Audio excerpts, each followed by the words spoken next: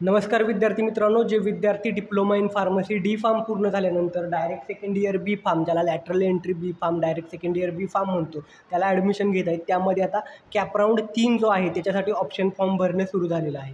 त्यापूर्वी या ठिकाणी तुम्ही बघू शकता, ज्या ठिकाणी तुम्ही रजिस्ट्रेशन केलेलं त्या वेबसाईटवरती ऑनलाईन सिस्टीम हा जो ऑप्शन आहे त्याच्या खाली या ठिकाणी बघू शकता प्रोव्हिजनल वॅकन्सी फॉर कॅपराऊंड 3, म्हणजे कॅपराऊंड 3साठी जे काही सीट वॅकन्सी आहेत, कोणत्या कॉलेजला कास्ट कॅटेगरीनुसार किती जागा रिक्त आहेत, कॅपराऊंड 3साठी किती वॅकन्सी आहेत त्याची माहिती या ठिकाणी उपलब्ध करून दिलेली आहे. ती PDF पहा.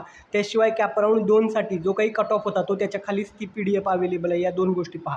त्यानंतर या ठिकाणी बघू शकता तुम्ही इम्पॉर्टंट डेट सेक्शनमध्ये आल्यानंतर इथे खाली बघू शकता कॅपराऊंड 3 जो आहे त्याच्यासाठी ऑप्शन फॉर्म भरणं सुरू झालेलं आहे. कधीपर्यंत तुम्हाला कॅपराऊंड 3साठी ऑप्शन फॉर्म भरता येणार आहे, तर या ठिकाणी 28 तारखेपासून म्हणजे 28 ऑगस्टपासून 30 ऑगस्टपर्यंत या ठिकाणी तुम्हाला कॅपराऊंड 3साठी ऑप्शन फॉर्म भरता येणार आहे. आणि कॅपराऊंड 3चा रिझल्ट कधी येणार आहे, तर 31/8/2024 रोजी कॅपराऊंड 3चा रिझल्ट येणार आहे. कॅपराऊंड 3चा रिझल्ट आल्यानंतर या ठिकाणी 1 सप्टेंबरपासून ते 3 सप्टेंबरपर्यंत तुम्हाला दुपारी 3 वाजेपर्यंत मिळालेली जागा घ्यायची असेल तर त्या ठिकाणी फ्रीज करायचं आहे. आणि जर फ्रीज केल्यानंतर संबंधित कॉलेजमध्ये जाऊन तुम्हाला रिपोर्टिंग करायचं. आता या ठिकाणी सगळ्यात महत्त्वाचा मुद्दा, कॅपराऊंड 3 हा शेवटचा कॅपराऊंड आहे. त्यामुळं आता या राऊंडला तुम्हाला जे कॉलेज मिळेल ते घ्यावं लागेल.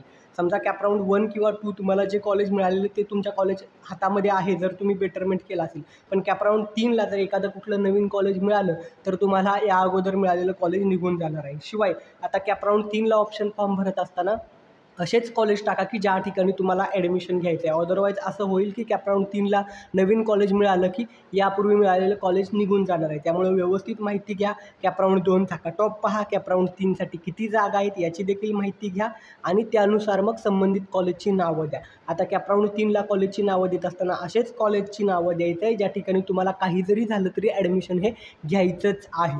त्यामुळं ही सर्व माहिती व्यवस्थित पहा आणि कॅपराऊंड 3साठी ऑप्शन फॉर्म भरा. व्यवस्थित काळजीपूर्वक ऑप्शन फॉर्म कॅपराऊंड 3साठी भरा. ही माहिती आवडली असेल व्हिडिओला लाईक करा. तुमचे काही डाऊट्स असतील खाली कमेंट करा. आज संध्याकाळपर्यंत दुसऱ्या व्हिडिओमध्ये त्याची उत्तरं दिली जातील. थँक्यू.